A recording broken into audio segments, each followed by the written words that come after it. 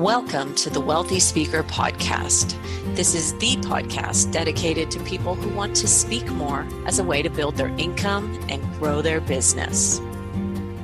Well, welcome everyone to the Wealthy Speaker Podcast. Our topic today is how to increase your profits using idea shaping. I bet you're curious what that is, and I can't wait to talk to you more about it.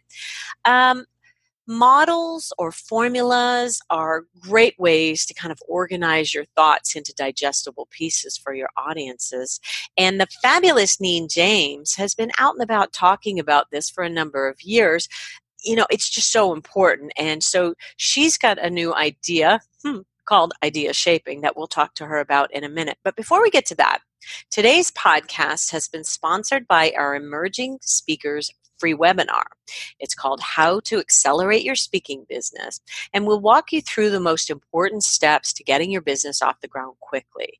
We talk about positioning and marketing and how to develop the products and services you'll need to advance your business more quickly. Now, here's the link. It's wealthyspeakeru.com/emerging. We'll put that in the show notes as well. It's wealthyspeakeru.com/emerging. So we're here talking today about how to develop models that are going to bring you more business and thus more profits. And we just got Neen James on the line with us. Neen, I'm so happy you're here. G'day, gorgeous. What a treat to serve your listeners. I'm so excited about this. People are probably thinking, she sounds Canadian, not. Why don't you tell us a bit of background and share with people how you came across the pond and from where, and a little bit about your speaking journey.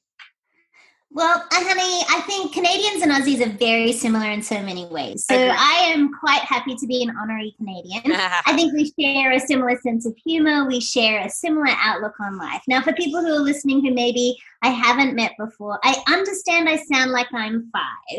And I'm totally okay with that if you are too. I've made my profession as a full-time keynote speaker for, over 15 years now. Wow. I hail from Sydney, Australia, and I relocated to this tiny little place called Doylestown, Pennsylvania. So imagine, if you will, that there are like cows 10 minutes from my house, and my view used to be Sydney Harbour. So it was a little bit of a culture shock. Wow. But I think that the beauty of being a professional speaker is you can really work from anywhere. I had the privilege of creating my business, Jane, from scratch. Like, I literally knew no one except my husband, my cat, and my realtor. I mean, that was pretty much the extent of my network. And I built my entire practice as a keynote speaker, literally one connection at a time. And what I've really learned about the speaking journey is, and you hear this cliche so much, but the more you speak, the more you speak. And you know, whether you've got emerging speakers listening to this, Jane, or whether you have, the very advanced speaker, that all of them know that each time they stand and deliver a absolutely brilliant presentation, they're going to get what my friend Drew Davis calls stage side leads. So those people who come up to you after your presentation and say, hey, I love this. Can you come and speak at our event? Mm-hmm. And so for me, my whole business has been built in the US on that one connection at a time, one speech at a time. But the thing that we're going to talk about today, which I am so excited about, is something that I believe really helps us commercialize our ideas. When you take those ideas, Jane, and you commercialize them in a way that only you can talk about, that's how you go from being emerging to intermediate to really holding a place in the advanced speaking realm. And I've worked with some of the greatest speakers, and I'm happy to share some of those examples today in our time together. But for me, I think there is no greater time to be a speaker than today. And what you just talked about, I love your language, stage side leads. That's what we call here be good marketing. You were so good that it just led to more and more and more business, and spinoff is the king here. And I think that this idea that we're talking about, which you've just renamed, you've rebranded idea shaping. It's perfect. It's perfect. It goes right in line with the idea of be good marketing. So tell us what idea shaping is. Idea shaping is how you can really take your ideas and create a contextual model so people can see your ideas. They can hear your ideas through your speech, but what you really want to do to stand out is give your audience something that they can remember. Be so good, be able to simplify your ideas in a contextual model so that they can maybe draw it on a napkin at the cocktail event after your keynote, that they can then take it back to their team and explain to them how that works by having ideas shaped in a way. And think about it. I mean, really, the best models remember the late Stephen Covey had the quadrant model, which, honey, that's just a square, right? The food industry in the US, and I think internationally, has a so-called food pyramid, which is really just a triangle. Now, whether you believe in that or not, what they've done is they've taken their concepts, their philosophy, their values, their beliefs, and they've put it into a shape. So idea shaping is the simplicity of taking your ideas and being able to visually represent your brilliance in a way your audience will understand. Now, I've had the privilege of working with great speakers, some advanced speakers many of your listeners would know, people like Jay Bayer, and helping him create some great models. Melissa Agnes wrote a brilliant book called Crisis Ready. I was so fortunate to help her with the ideation of the model that is really the basis of her book, and it is truly one of the best books that I have seen produced from a quality point of view. But the way that she's taken this idea of crisis readiness, her model is truly one of the sexiest models that I've seen. It has such depth to it. Idea shaping is valuable not just as a speaker, but for people who are listening to this podcast, they might also do training programs. So it could be your formula in an idea that you then teach across modules. Some of the people listening might also consult as well. And so part of their speaking practice might include the fact they have such deep relationships that clients are asking for more. And so idea shaping can be used. What I've noticed for myself, Jane, is when I include my contextual models for my intellectual property in my proposals, then my chances of closing that opportunity are so much higher because people can see there's depth of IP. So the way that idea shaping makes you more money is not just on stage in your slides, but in your proposals to show you are truly the subject matter expert for that particular topic. All right. And we say, label everything so that it kind of becomes yours. So here at the Wealthy Speaker, we had a contextual module of ready, aim, fire. That's kind of like the most basic one. But really, ready, aim, and fire all do go into a fair amount of depth. I never would have ever thought about, I don't really go for the same kind of proposals that you do anyway, but I would have never thought about putting it in the proposal. That's so smart. Yeah, and honey, think about it. Like, how you said, create your language, create these phrases, memorable phrases, things that make you stand out as little TMs after everything you say. Exactly. And in the same way, Drew Davis is a great speaker and the one who came up with stage side leads, right? So I truly believe in attribution. When you have a great phrase, you always give attribution to that person. I'm happy to put a link in the show notes to his brilliance. Yes. But one of the things to consider is that when you put these idea shapes, these contextual models into your proposals, you're showing depth of IP, you're standing out. And I know you help speakers really stand out in the marketplace. And you also can use the idea shape in your actual keynote. So for example, if you're trying to bring more physicality to your keynote, more audience interaction, by drawing the shape with your body, using your hands, your facial expression, and blocking on stage, you can then help them understand visually your ideas. So when I've worked with very advanced speakers in building their contextual models, I've shown them how to physically include in their presentation how to use their contextual model. Now, you may remember I wrote a book called Folding Time. And Folding Time, the basis of the entire book is a Venn diagram. So I draw that with my hands on stage. I show them where the arrows go. I show where the words intersect. And while people are listening to this, they can't physically see me doing it. We all remember from school that a Venn diagram is just 3 circles that interact, right? And Right. so contextual modeling, idea shaping, if you want to add physicality to your performance, if you Mm-hmm. want to think about blocking your performance even more. And I learned blocking as a technique from the legendary performance coaches, Michael and Amy Port, and that's a part of their rehearsal process.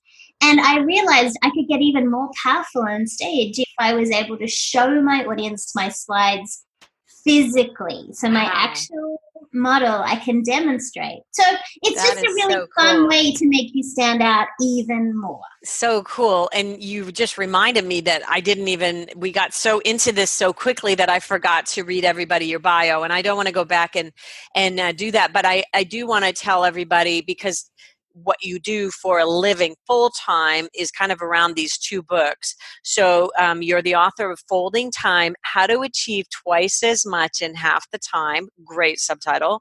And then Attention Pays: How to Drive Profitability, Productivity, and Accountability. So that's the work that you're doing, and that's the folding time model that you're talking about using physically. Can you tell us more about the folding time model, just so that we can kind of see that through?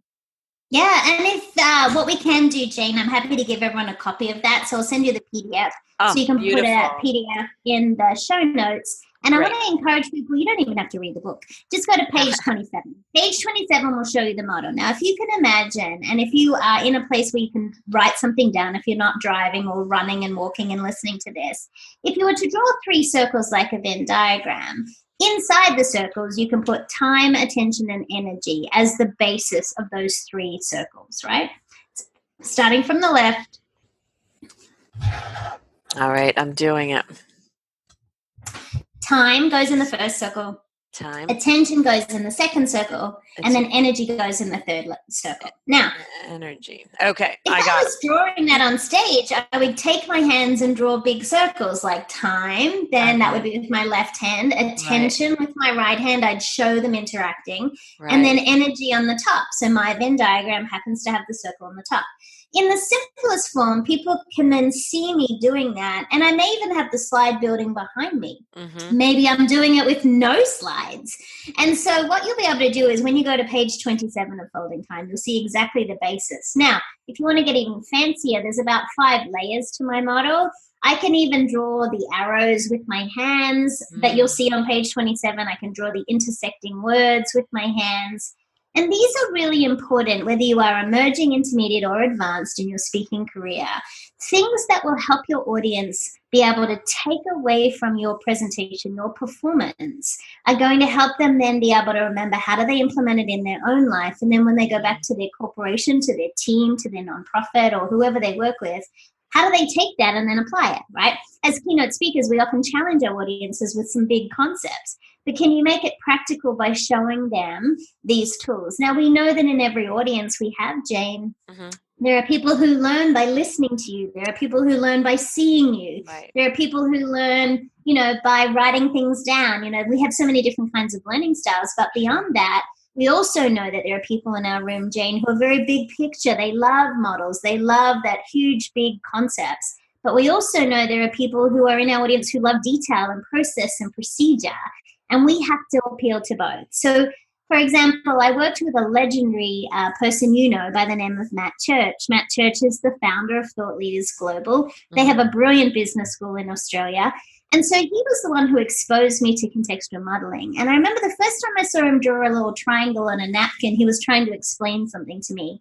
And that's how I got involved with him very quickly, because he appealed to my learning style. And what I understood was if I could develop this skill watching Matt Church and really immersing myself in his intellectual property, then I'd be able to serve other audiences. Now, what's really funny, Jane, is when I meet subject matter experts and they start to give me their elevator pitch or their spiel, Right. I literally start drawing shapes in my mind. So it's kind of scary. I will never allow any kind of technology where they can read my mind and you'll see the thought bubbles out of my head because People will be like, whoa. I know. And so even on Friday, I was at the National Speakers Association. I was at the New York chapter. Mm-hmm. And a newer speaker was starting to tell me about their idea. And so very quickly, I was starting to sort their ideas into context, concept, some content. I was starting to draw shapes, and they stopped me at one point and said, "What are you thinking about?" I said, "I think it's a square. I think it goes like this." And they're like, "Are you kidding me?" And there was a person who knows me very well standing beside him, and he said, "Oh, that's what Neen does. She's constantly making shapes up." And very quickly, I was able to demonstrate they could commercialize their idea by differentiating themselves, given their experience. Sometimes as emerging speakers, we think that we have to regurgitate everyone else's stuff.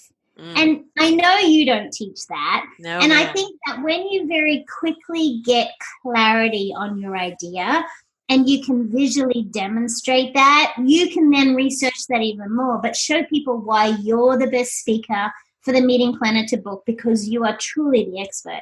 In an environment, Jane, where the world's so cluttered, every category, sales, leadership, productivity, you name it, there are 50,000 speaker options for our clients. Our client needs to know we have the depth of experience for their event. That is so powerful. And I'm kind of literally filtering through my Rolodex right now of my clients, and I'm thinking that even at the highest levels, people who are out, doing massive amounts of business, I don't know that they have this in place. And I think even for the emerging speakers, it's going to help them catapult that much faster. This is so exciting, Neen. I love it. And sometimes I have clients, like I do a lot of corporate work, as you know. That's really the place I'd love to play. I grew up in corporate business in Australia, and I love corporate clients. Some of my corporate clients, the very big businesses, some of the media clients like Comcast or Viacom, they will pay me to sit in the back of a leadership event and just to hear the ideas being demonstrated and talked about. And then I will produce a contextual model and say to them, "Is this what you mean?" Now, one particular event that I worked at, it was a very senior advertising sales team. They are brilliant at what they do, but they were struggling to try and communicate a concept to their people. So I drew them a model. They all loved it. It became their internal collaterals. It got printed for everyone. They put it at their desks. So it was really fun. Wow. When you think about how can you make it easy for people to understand your brilliance? Yeah. If you are an organization listening to this, and you're trying to really show the value that you deliver, whether it's an internal model or an external model. Models can be used on your website to demonstrate value, in your marketing collaterals, in your proposals, in your slide deck, on your business card. Yeah. These can be used in your LinkedIn profile, on social media, in your blogs. So if you are responsible for any form of content marketing, using visual models can also help people understand what you're trying to say. You're making me realize that I have models, but I don't think I have that visual element that you're talking about. My Ready, Aim, Fire kind of just comes in these 3 blocks. I mean, it's not that interesting, and I think it could be more interesting. Maybe doesn't have anything to do with guns, preferably. But imagine if we created a sexy model for you that then you could use in all of your beautiful handouts, in the programs you do, the webinars, all of the university offerings that you have. And I'd be delighted to work with you on that, because I think what you have too, and you have such a strong reputation in our industry as someone who can really elevate speakers. People know that when they work with you that they will be able to grow their business. Now, what you can do is you can also create models that are related to them. Because you have depth of intellectual property, Jane, we could probably create a contextual model to sit above everything. Right. But you might also find there are subsets, there are other models, right? So when I'm working with some speakers, what I find is I work with a fabulous Drew Tarvin, who's a humorist, great guy out of New York. And he and I created this incredibly cool model for him. But what we realized was his model was so contextually big enough, it also was able to put his 3 topics underneath it. So that's another thing when you're thinking about creating idea shapes for your particular expertise. You might have one contextual model that sits above everything, and then you might have little micro models to demonstrate a particular keynote or a particular section. I even pull out, and I do a lot of interaction in my keynote, as you know. And so there's a particular section where I pull someone out of the audience, very random. I hot seat them using one of my models. I do it on stage, show them how brilliant they are in front of 1,000 people. And it's a model that I use. It looks like tic-tac-toe on the board, but the audience is always blown away. It's something that's really fun. And every meeting planner says, "Hey, can you do that thing that you do?"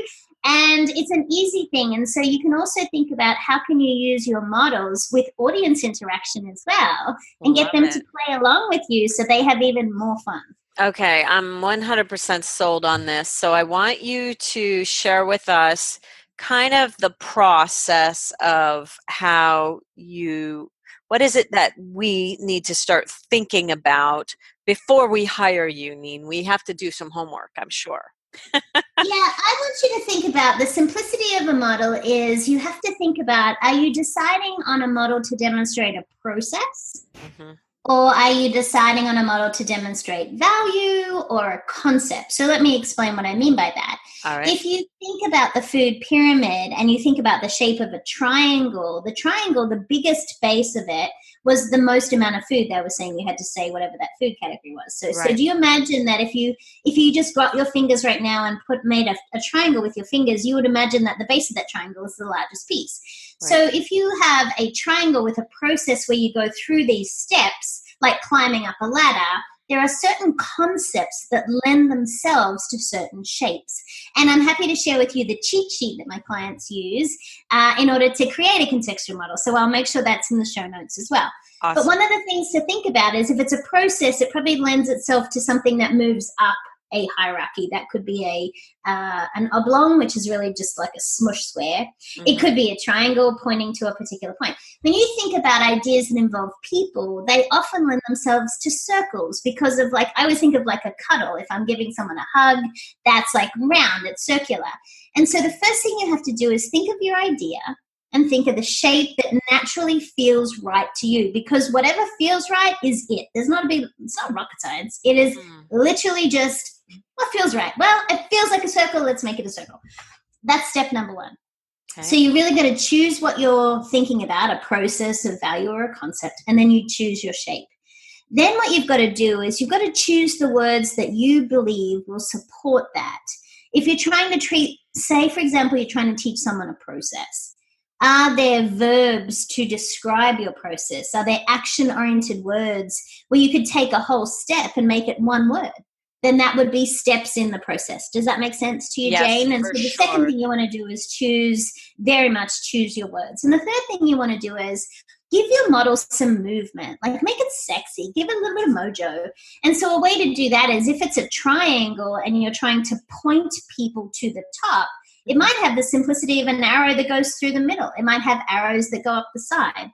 So what you can do is you can give model depth in so many different ways. But at the basic level, for people who are listening, the first thing I need you to do is I want you to think of what you want to model for. Is it a Mhm. key concept or a process? And then I want you to think what shape comes to mind. That's step number one. Just do that. And then once you sort of noodle on that a little bit, then you think, okay, well, what do I really want to demonstrate? Well, you might have, Ready, Aim, Fire you might already have some core intellectual property. Where does that sit? How does that work on your model? Yeah, And and then you might I feel like also, I want to build it with room to grow it out, because there is a lot under each. and if you build a model, a really sexy model, this is something I'm really proud of with many of the clients I've worked with, is we create the model contextually big enough that it supports your current IP and your future ideas. Mm. So another thing to consider is some of us speak in certain areas. I speak in the area of attention. That's my body of work, which is really the evolution of productivity. Productivity is not a sexy topic, by the way. Eh, And, You made like it sexy. I've had to make it sexy because it's not. It's not sexy. And sales is cluttered and leadership is cluttered and productivity is cluttered. And, there's lots of people who are brilliant in these areas. Hmm. And so I know I often speak for sales audiences and leadership audiences. And productivity is not sexy. So how do you make it sexy? Well, by being able to have that distinguishing, for me, I am known as an attention expert. My body of work has been able to be created in that way. But what I've also found is because of the body of work, it lends itself to be very practical in how leaders apply attention. Leaders being people, the shapes in my book are circular. Folding time as a concept, productivity, is a circular model. What I found is by making my body of work look similar with models, I happen to use red in the cover of Folding Time. Red is the cover of Attention Pays. there are ways to link your work together. Now, people may not know this, but I've been in this game for 15 years. Now, when I first started, my first book was pink and it was terrible. And my first speech was like $500 and it was terrible. And, the reality is we evolve, our products evolve, our thinking evolves. But we have to start somewhere. So I don't want you to overthink your model, but I would love you to have a model, because what it does is it sets you apart. And then just test it out with your friends, your clients. Test it on the people you share your life with. Draw it on a napkin for them and say, hey, does this make sense to you? Or when I draw this, what does that mean? So start doing a little bit of user testing. And the more you say it, the more you practice it, the more you start to enhance it, the more it becomes part of who you are. Right. And would you say that sometimes people can get too complex in their models? Oh, I did that. Oh my gosh, I did that. Okay, so let me tell you about a big screw up of mine. And I have many, but let's stick with this one. I was invited to speak at the National Speakers Association main stage. So if you're not part of the National Speakers Association, you may not know that that's like one of the greatest honors in our industry. So I was given 25 minutes on the main stage. It was big. There. I was so excited. And I had created this model for the Be Amazing program that I had created. And I was so impressed with my model. I mean, Jane, I thought it was everything. It was incredible, but it was so, so complex. Now, I was proud of the fact that it had like 15 layers to it. And very quickly, I buzzed it behind me. I didn't spend a lot of time on it in my speech. And I was starting to pursue that before the Attention Pays book was written. And then I kept thinking, why aren't people remembering this? Like, it's so easy to me. It makes so much sense to me. And the challenge for many of us, when we're really good at what we do, it's intuitive, right? We live in our own intellectual property day in, day out. We just assume people know what we're talking about. Right. And I was just like, this model's beautiful. It's sexy. It makes sense. It had alliteration. It had movement. It had color. It was awesome. And a very, very smart and dear friend of mine, his name is Clay Bear. We all affectionately call him the Brain. He's a great speaker. Yeah. And he said, oh, Neen, I think it's too complicated. And I was like, what? Are you kidding me? And I was like, oh, man, I hate that he was right. So to your point, we overthink them. We overcomplicate them. Yes. And by the way, I'm the queen of models. I love contextual models. I love to take ideas and shape them. But even in front of thousands of my peers, now my peers may not realize just how complicated it was, but when I watched the video afterwards, I was like, oh, man. But in that same presentation, I surprised both Mark Sanborn and Scott McCain, two people you know and many of your listeners would be aware of. Sure. I read their books, I created a contextual model, and I said in my presentation, if I was Sanborn, the Fred factor might look like this. If I was Scott McCain, the model might look like this. And the two men were sitting in the audience going, I want that model. Yeah, that's really cool. And to be able to show people how you do it is so very, very important. Okay, let me just make sure. Have we gone through the process? You start with the process. It could be a process. It could be about value. It could be a concept. Mm-hmm. Then you look at your verbs. Then you're looking to build. Well, not necessarily always verbs, just a little slight tweak on what you said. You choose your shape first. So you choose what you're going to do, your concept or your process. Then you choose your shape. Then you choose your words. Right. Then you choose your movement. Words. The movement is really just the arrows, because maybe they're not verbs. Maybe you have a conceptual model and it's not a process. Maybe you're just talking about key themes. Right. So I'm suggesting, maybe if you do a process model, definitely use verbs, because it gives people an idea of what they have to do. But if it's a concept, like ready, aim, fire, they actually are verbs, so it's kind of nice and easy. Okay. But do you know what I'm saying? Like, I think we need to just not get attached to a particular thing. Anything in particular. Okay, good. Yes, I had missed a couple of steps there. And then, did we get all the way through that then? I don't want to miss anything. So here's a concept that we talk about in our super simple speech formula that we put in the Epic Keynote book. The idea just that every speech really only needs to have 3 key ideas. Talk about what you think about threes and whether or not that's a good idea. Epic Keynote, brilliant book, by the way. If you Thank are you. listening to this and haven't read it, and I'm not saying that just because you wrote it, I'm saying it is a brilliant book. And I think it is, what you did and delivered the value in that book was phenomenal. I love that when you think about threes or triads, that when you look at nature, there's a lot of things in threes. If you look at religion, there's a lot of things in threes. And, very early in my learning and development career, I remember having a teacher who said people will remember three concepts, but that's about all. And so I do, even in my keynotes today, I have an opening story and an interaction. I have three main points and I have a closing. And the formula That's the stands formula. true.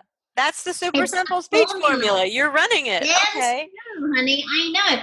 And I also believe, too, that if you give people more than three ideas, you're making it a little more challenging for them. I know my own self that I do struggle with. Like, when people start to give you directions and they say, okay, go out of your driveway and then you go left and then you go right. And then I've lost track and I just glaze over because I'm not necessarily an audio learner either. You're so I like need to full. write them down. Yeah. And so in a world where people are struggling because they're overwhelmed, they're overstressed, they're overtired. See what I did there? Three things.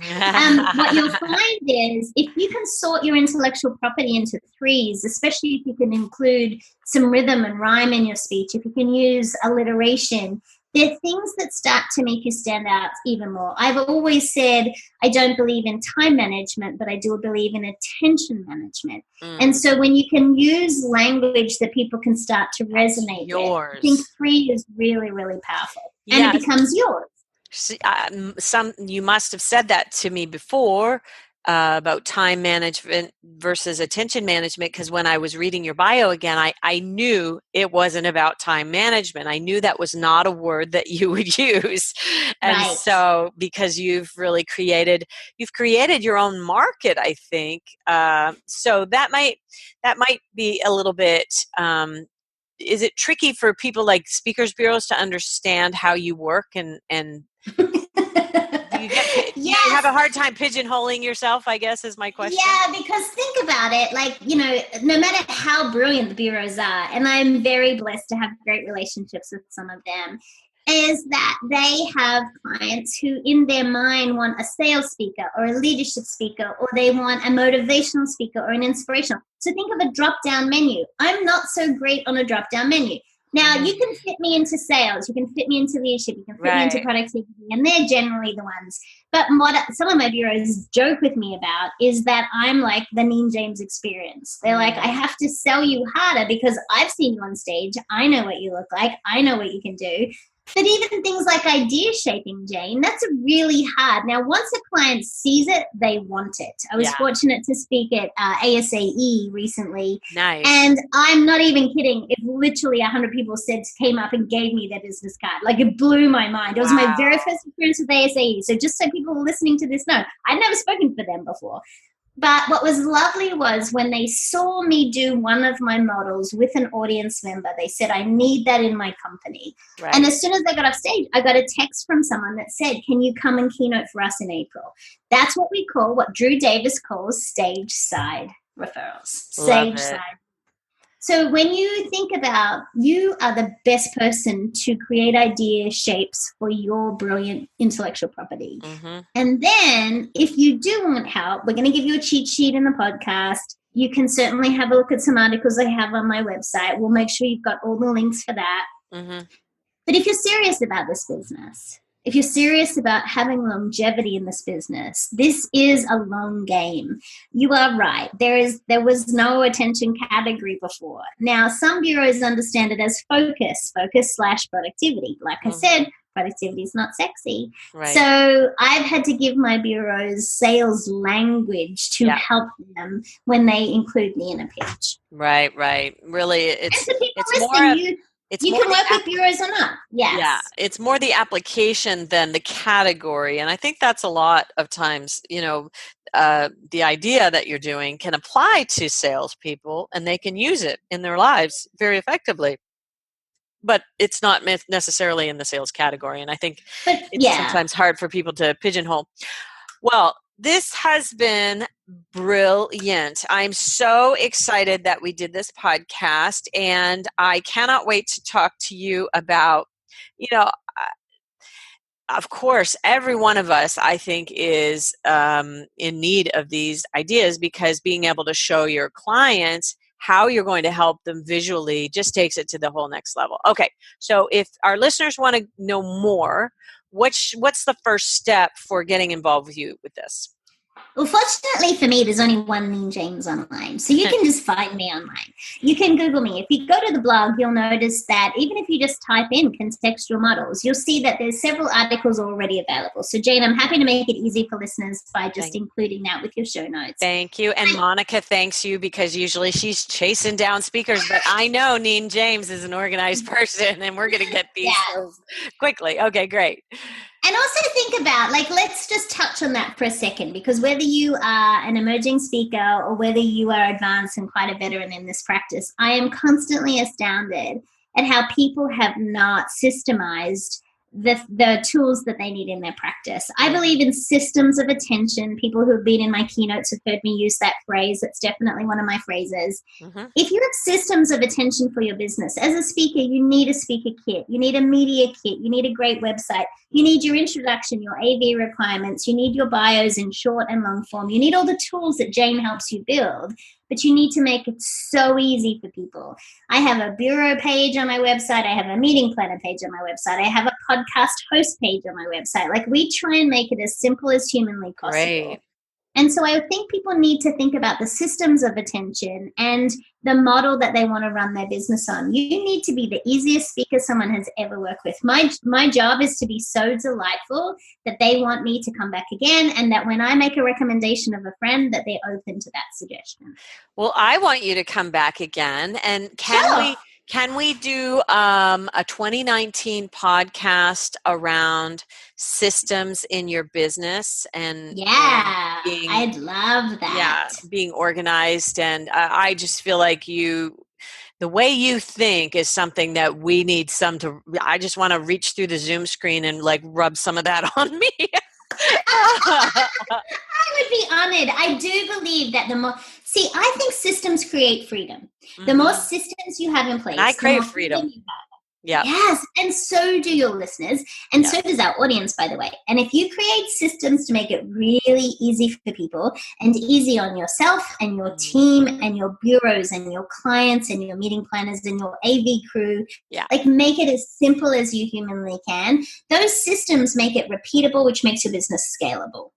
Okay, well, we're going to go into those on a deep dive on the next podcast. So, Monica, if you could circle back to Neen about this. So, neenjames.com, NEENJAMES.com.